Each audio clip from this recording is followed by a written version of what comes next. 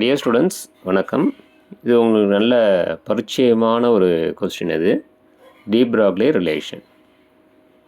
So 1924 he proposed a matter like radiation also exhibit a dual behavior.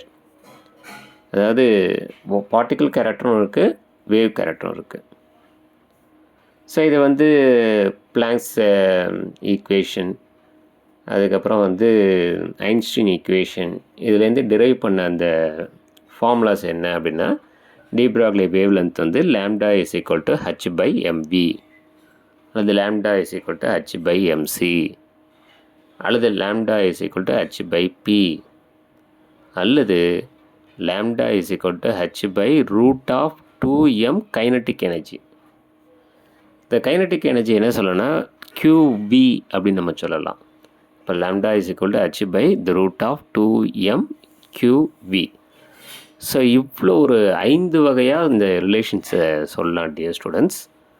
So நமக்கு வந்து lambda is equal to H by MV, H by P, H by எம்சிலாம் இப்போ நம்ம வந்து பரிச்சயமாக இருக்கும்.